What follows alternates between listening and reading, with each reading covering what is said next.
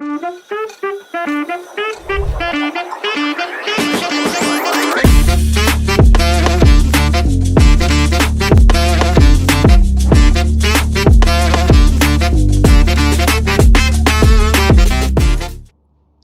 guys, very good evening to each and every one of you. This is me Shubham Upadhyay.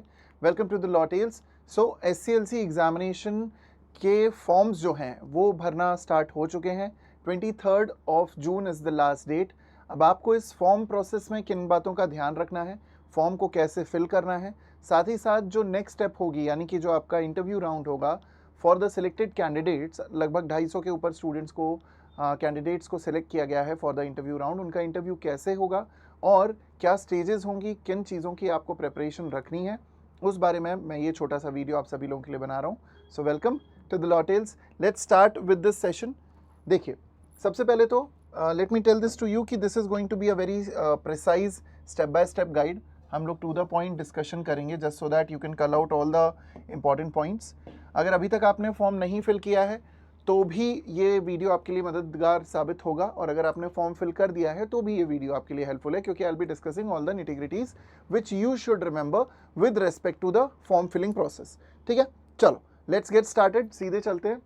सबसे पहले step 1, आप लोगों का जो रजिस्टर्ड ईमेल आईडी है उस पर ऑब्वियसली आपको एक मेल आया होगा with regards to the submission of preferences of जजेस.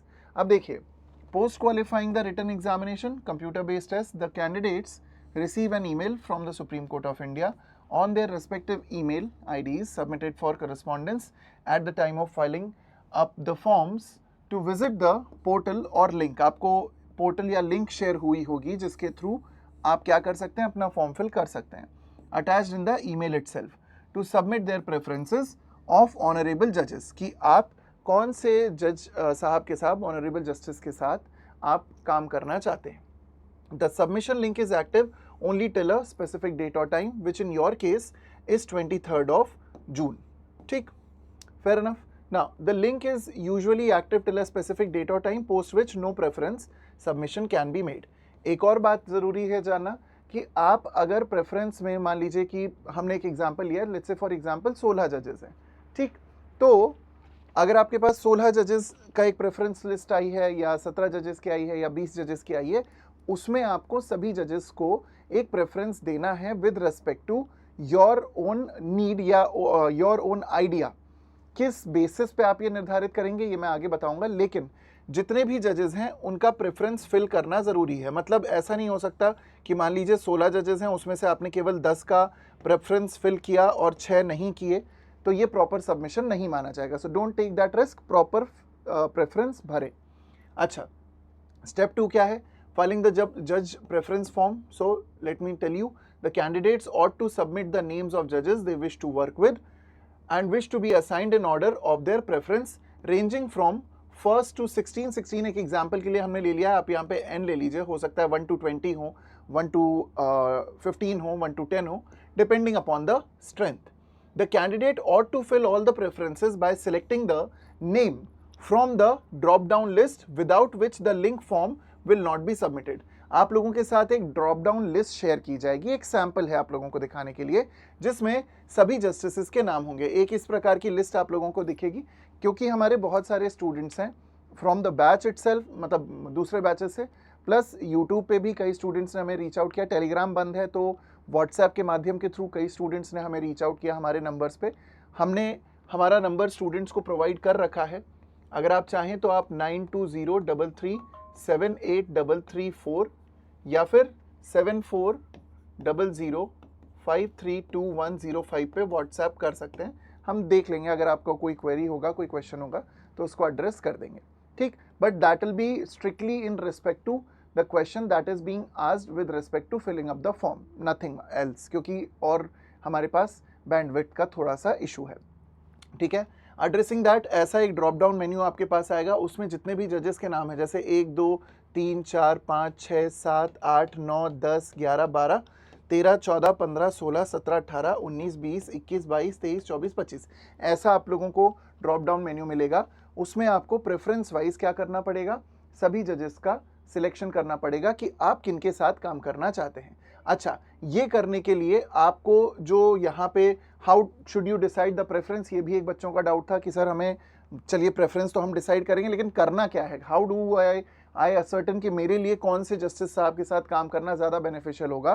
क्योंकि सब लोग ये सोचते हैं कि भाई अगर चीफ जस्टिस साहब हैं लिस्ट में तो चीफ जस्टिस साहब का नाम लिखते हैं, यानी कि चीफ जस्टिस साहब को टॉप प्रेफरेंस देते हैं, लेकिन ये ज़रूरी नहीं है। आपका सीवी या आपने अपने कॉलेज में कैसी इंटर्नशिप्स की हैं, कैसा आपका एक्सपीरियंस रहा है, क्या आपने प्रैक्टिस करी है, किस फील्ड में आपका एक्सपर्टीज़ है, ये सारी चीज़ें बहुत मैटर करेंगी ये डिसाइड करने के लिए कि what should be the criteria of your preference. मतलब ये हर व्यक्ति के लिए अलग अलग होगा। ज़रूरी नहीं अगर आपके दोस्त ने एक प्रकार का प्रेफरेंस भरा है तो आप भी वही करें, या आपके किसी जान पहचान के व्यक्ति ने ऐसा किया तो आप भी वही करें। बिल्कुल ऐसा मत करिएगा, सीवी के हिसाब से अपने प्रेफरेंसेस को भरिएगा। देखिए, the candidate may check the roster available on the website of the supreme Court of India to decide which of the जजेस office they wish to be interviewed for. आपको कुछ करने की ज़रूरत नहीं है, आप बड़े आराम से बड़े मज़े से जा सकते हैं क्या बोलते हैं इस प्रोसेस पे, सुप्रीम कोर्ट के रोस्टर पे आप जा सकते हैं। देखिएगा, आपको ज़्यादा कुछ करना नहीं पड़ेगा। All you have to do is open Google, Google को बढ़िया ओपन करो, सुप्रीम कोर्ट रोस्टर डालो, जजेस रोस्टर आपको मिल जाएगा। यहाँ पे आप ओपन करेंगे विद इफेक्ट फ्रॉम 5 जनवरी 2026, यही फॉलो किया जा रहा है। यहाँ पे व्यू पे जाएंगे तो ये पूरा रोस्टर आपको देखने को मिल जाएगा from the supreme Court of India. तो जैसे honourable chief justice of India हैं, उनके पास उनका, मैं एक तरीके से कह सकते हैं कि पोर्टफोलियो आप कह लो, उनका जो रोस्टर है वो किन मामलों से डील करते हैं, वो सारे मामले यहाँ पे आप लोगों को लिस्ट में दिए गए हैं। सिमिलरली ये चीफ जस्टिस ऑफ इंडिया का केस हो गया। इनके अलावा जस्टिस विक्रमनाथ साहब हैं, उनसे रिलेटेड उनके जितने भी मामले हैं वो किन मैटर्स से डील करते हैं वो यहाँ पे आपको प्रोवाइड किया गया है।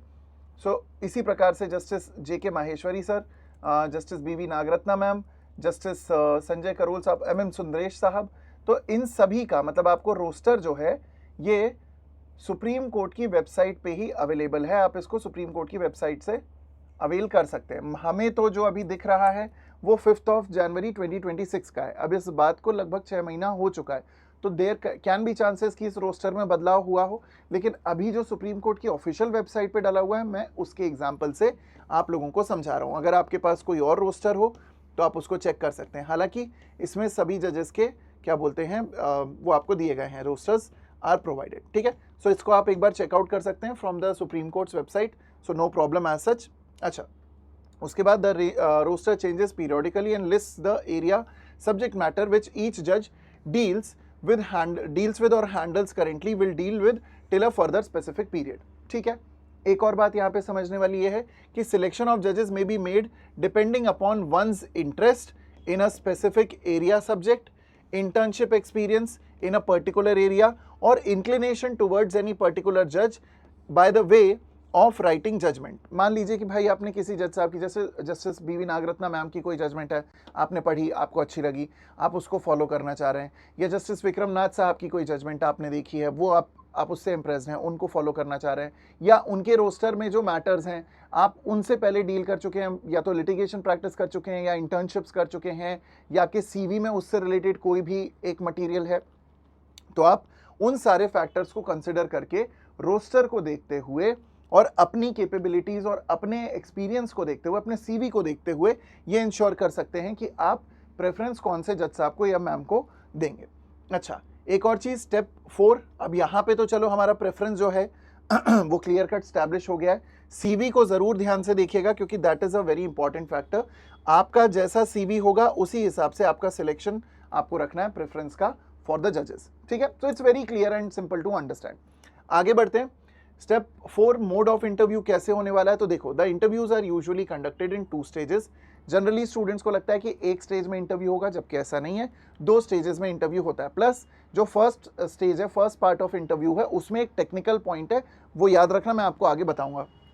देखो, 1 with the office of the honourable जजेस। अब देखिए, जैसे आपने प्रेफरेंस डाला, नीड के हिसाब से हो सकता है आपको एक जगह से एक जज साहब के यहाँ से कॉल आए, हो सकता है आपको दूसरे जज साहब के यहाँ से कॉल आए, हो सकता है आपको तीसरे जज साहब के यहाँ से कॉल आए, मतलब मल्टीपल जजेस के कॉल आपको आ सकते हैं। ये सब कुछ पार्ट 1 है, पार्ट 1 ऑफ योर इंटरव्यू, ठीक। So there can be multiple honourable जजेस from where you can get the call and 1 with the supreme court registry. मतलब आपने क्या किया है, आपने दो जजेस को इंटरव्यू आपको दो लेवल्स पे इंटरव्यू देने। एक तो लेवल 1 है जहां पे डायरेक्टली ऑनरेबल जजेस से आपका इंटरव्यू होगा। वो लेवल 1 में आपके मल्टीपल इंटरव्यूज हो सकते हैं, depending upon your CV, depending upon your preference, depending upon the need of the honourable justice, कि वो आप मतलब उनके जो टीममेट्स होंगे या जो भी उनका ऑफिस होगा वो आपको रीच आउट करता है। तो ठीक, depending upon the rank list, merit list of the written examination, इस पे भी काफी कुछ निर्भर करता है। And the list of the preferences submitted, the candidate shall receive an email confirming their interview with a particular office. जिन भी जज साहब के ऑफिस में आपका इंटरव्यू है उनकी तरफ से आपको एक कंफर्मेशन आ जाएगा, आपको पता चल जाएगा कि आपका इंटरव्यू किस जज के साथ है, यानी किन जस्टिस के साथ आपको आपका इंटरव्यू होने वाला है। प्लस इसमें टाइम मिलता है आपको, you don't have to rush. ऐसा नहीं है कि आपको आज रात में 12 बजे पता चलेगा कि कल सुबह 9 बजे आपका इंटरव्यू है, ऐसा नहीं है। You do get a sufficient amount of time. The office of a judge may also call the candidate confirming their availability for the interview in a particular office with a specific judge. Okay, so it can be online, it can be offline, but particular office में आपकी availability हो सकती है या नहीं। Office in the sense not the physical office, but कि आप वहाँ पे इंटरव्यू दे सकते हैं या नहीं दे सकते। ठीक, मतलब क्या उस वक्त वो जज साहब अवेलेबल हैं या नहीं है आपका इंटरव्यू लेने के लिए। ये आपका कोऑर्डिनेशन पूरा मेल पे भी चल सकता है और आपके रजिस्टर्ड मोबाइल नंबर पे भी चल सकता है। Next step is step 5, interview with the जज of with the office of the honourable जज। इसको आप पहला लेवल मान सकते हैं इंटरव्यू का। So the interviews are usually conducted in two stages, one with the office of the honorable judge, can be multiple, and one with the Supreme Court registry. ठीक है, वो सेम पॉइंट है। अच्छा, every office has its own mode of pre-interview procedure. Some may not require anything at all. Some may require submission of an assignment, write-up on any particular topic which may be assigned from the office itself. अब इसमें होता क्या है, कई बार stage 1 पे यानी कि जज साहब के ऑफिस में जब आपका इंटरव्यू होने वाला होता है तो आपको लगभग 24 घंटे पहले या 48 घंटे पहले, डिपेंडिंग अपॉन कि क्या क्राइटेरियन रखा गया है, आपको कोई ना कोई राइटअप का टॉपिक दिया जाता है। अब ये राइटअप का टॉपिक क्या होता है, आपको बोला जाएगा कि 24 घंटे के अंदर अंदर आप एक असाइनमेंट सबमिट करिए 500 वर्ड का, या एक राइटअप सबमिट करिए 500 वर्ड का, जिसमें आपको मल्टीपल टॉपिक्स को एड्रेस करने को बोला जा सकता है। आपको बोला जा सकता है कि भैया साइलेंसेस इन द कॉन्स्टिट्यूशन एक टॉपिक है, उस पर आप एक राइटअप लिख दीजिए, या फिर road map to reduce arrears in criminal cases, ठीक, trial appellate stage of supreme court, इन सारी चीज़ों से रिलेटेड आपको राइटअप्स मांगे जा सकते हैं। अब ये जो मैं आपको बता रहा हूँ ये वो हैं या ये उनके एक्सपीरियंस हैं जो स्टूडेंट रही हैं और वो सिलेक्ट हुई हैं as a Supreme Court law clerk. तो मैं उनके पूरे जो एक्सपीरियंस है उसके बेसिस पे आपको ये सारी चीज़ें समझा रहा हूँ। So this is pretty authentic. Okay, so write up आपसे मांगा जा सकता है, 24 घंटे का आपको टाइम दिया जा सकता है। राइटअप आपने अगर लिख दिया है मान लीजिए कॉन्स्टिट्यूशन ऑफ इंडिया के किसी टॉपिक पे, फिर वो जो राइटअप है उसके आधार पे भी आगे आप लोगों से इंटरव्यू में क्वेश्चन पूछे जा सकते हैं। So this is pretty important for you to remember. Also submission of the assignment write up is a prerequisite before the interview. अगर आपसे राइटअप मांगा गया है और आप राइटअप देने में ही गड़बड़ कर देते हैं तो हो सकता है आपका इंटरव्यू ना हो। So let us be very clear on that point. Write up मांगा गया है, एक समय सीमा के अंतर्गत मांगा गया है, पहले राइटअप सबमिट करिए, उसके बाद आगे इंटरव्यू की बात हो सकती है। लेकिन जरूरी नहीं कि ये हर एक केस में हो, कुछ केसेस में मांगा जा सकता है, कुछ केसेस में हो सकता है बिल्कुल ना मांगा जाए। ठीक, part 1 of the interview with the office of the जज कैसे चलेगा। The first interview is usually conducted with the office of the honourable जज, for which the person concerned of the office coordinates with the candidates. The interview date is intimated via mail via with a link to join the virtual meeting. अगर online हो रहा है तो the candidate may also be asked to report physically for the interview on or before a specified date. अगर आप 23 तारीख को अपना लास्ट फॉर्म फिल कर रहे हैं तो लगभग 12 से 15 दिन का मार्जिन आप लेके चलो, उसके पहले इंटरव्यूज नहीं होते हैं। लेकिन अगर मान लीजिए कि आप देश में कहीं पे भी हैं, जैसे सुप्रीम कोर्ट तो भाई दिल्ली में है, अगर आप मुंबई में रहते हैं, आप मान लीजिए जयपुर में रहते हैं, आप यदि लखनऊ में रहते हैं, आप यदि let's say for example Chandigarh रहते हैं या भोपाल इंदौर रहते हैं, तो ऐसे केसेस में आपको स्पेसिफिक टाइम दिया जाएगा। या तो आपको बोल दिया जाएगा कि भाई लिंक मिलेगी, ऑनलाइन ज्वाइन कर लेना, या फिर आप लोगों को बता दिया जाएगा कि फिजिकली आपको कब आना है। एक दिन पहले नहीं बताते, आराम से आपको 4-5 दिन का 6 दिन का मार्जिन दे दिया जाता है कि आप कभी भी आराम से अपने क्या बोलते हैं अपने कन्वीनियंस के हिसाब से आ सकते हैं। लेकिन आपको डेट्स प्रोवाइड कर दी जाती हैं कि आपका इंटरव्यू कब लिया जाएगा। Also preparing for part 1 of the interview, कैसे प्रिपेयर करना है अब आप लोगों को इंटरव्यू के लिए, वो मैं बताता हूं। The candidates must ensure a basic understanding of law, at least the major subjects. भाई बीएनएस हो गया, बीएनएसएस हो गया, सीपीसी हो गया, बीएसए हो गया, कॉन्स्टिट्यूशन हो गया, कॉन्ट्रैक्ट्स हो गया, पार्टनरशिप हो गया, सोगा हो गया, जो जनरली जो लॉज होते हैं, आर्बिट्रेशन, कंसिलिएशन हो गया, मीडिएशन हो गया, इनके बारे में फंडामेंटल चीजें आपको पता होनी चाहिए। Candidates must be well versed with everything that is mentioned in their CV. अगर आपने सीवी में कुछ भी मेंशन किया है तो यहाँ पे फ्लफ मत करिएगा, क्योंकि जजेस ये चीज तुरंत पकड़ लेंगे। जो भी चीज आप सीवी में लिख रहे हो, चाहे वो इंटर्नशिप एरियाज हो, प्रोजेक्ट्स हो, मूड कोर्ट्स हो, topics on which research papers have been written, कुछ भी आपने किया है, हर वो चीज जो आपके सीवी में है उसके बारे में आपको वेल वर्स्ड होना बहुत जरूरी है, क्योंकि there is a very high possibility that sometimes the entire interview will revolve around your CV or the write-up that you have submitted or a few questions from the major subjects. So इसीलिए आपको अपने CV से, अपने write-up से, अपने interest से और major subject से well versed होना चाहिए. Also, if any specific achievement is mentioned, for example, gold medal in a particular subject or gold medal as per the university level, the candidate may be questioned from the specific areas in that particular subject या फिर stream. भाई LLM में gold medallist हो आप, या फिर आप अपने बीएलएलबी में या बीबीएलएलबी में या बीकॉम एलएलबी में या 3 ईयर एलएलबी में आप गोल्ड मेडलिस्ट थे, आपने अगर कोई भी अचीवमेंट डाली है अपनी सीवी में, तो प्लीज रेस्ट अश्योर्ड कि आपको वहां से भी क्वेश्चन देखने को मिल सकता है। आपके स्पेशलाइजेशन ऑफ जो आपका मास्टर्स का होगा स्पेशलाइजेशन, उससे भी क्वेश्चन देखने को मिल सकता है। ये स्टैंडर्ड वैसा ही है कुछ कुछ जैसा कि हम लोग जुडिशरी में देखते हैं। जुडिशरी में सीवी नहीं होता, बस इतना फर्क है। Also ensure thorough understanding of areas, subjects of interest mentioned in the CV। अगर आपने कोई स्पेसिफिक अंडरस्टैंडिंग या सब्जेक्ट बताई है कि भैया मैंने let's say for example anganwadi के साथ काम किया है, या फिर मैंने क्या बोलते हैं लेबर कोर्ट्स में काम किया है, या फिर मैंने कोई और एरिया है ऐसा जहाँ पे काम किया है, NCW वगैरह में काम किया है, तो ऐसे केसेस में आपको ये चीज़ों के बारे में पूरी कमांड रखनी पड़ेगी। मतलब even beyond CV you will have to hold some extra knowledge with respect to whatever CV you have mentioned or whatever entry you have made in the CV. Also questions that may be asked in part 1, ये बड़े simple से हैं, मैंने कुछ आपके लिए samples रखे हैं जो मेरे स्टूडेंट्स ने जो सिलेक्ट हो चुके हैं, जो पहले ऑलरेडी सुप्रीम कोर्ट में लॉ क्लर्क हैं, जिन्होंने मुझसे शेयर किए क्वेश्चंस, मैंने आपके लिए कुछ सैंपल क्वेश्चंस, क्योंकि ऐसे अदरवाइज क्वेश्चंस की लिस्ट बहुत लंबी है, जो मेरे मेमोरी बेस्ड कुछ क्वेश्चंस हैं मैं आपके सामने रख रहा हूँ। सबसे पहले, if you are graduated, what you did post graduation till the examination, competitive exams में आप अपीयर हुए हैं क्या, जुडिशरी का पेपर दिया है, कितनी बार पेपर दिया है, कितने अटेम्प्ट्स दिए हैं, क्लर्कशिप में क्यों आना चाहते हो, ये तो एक परमानेंट जॉब भी नहीं है, टेम्परेरी जॉब है, फिर क्या फायदा, why do you think you are suitable for this role, Supreme Court clerkship is a contractual job, so why did you decide to opt for it and not for anything permanent, judiciary की vacancies भी तो आएंगी, आप उसके लिए क्यों नहीं जा रहे हैं, corporate is very lucrative, why are you not going for that, why are you not going for litigation, why clerkship, इस why clerkship के around there are various permutations and combinations that may be asked to you. Also ensure thorough understanding of area subjects, so ये यहाँ से copy paste हुआ है तो as it is है। और देख लीजिए, how do you think your current skills would be useful or helpful relevant in this role, questions on family background, is anyone else in your immediate family related to law, ये कम होता है generally, ये questions जो हैं वो registry में पूछे जाते हैं, चांसेस हैं कि रजिस्ट्री में ज़्यादातर पूछे जाएं, क्योंकि जो जज साहब के ऑफिस होते हैं वो बहुत फंडामेंटल क्वेश्चंस आपसे लॉ के अराउंड ज़्यादातर पूछते हैं और सीवी के अराउंड।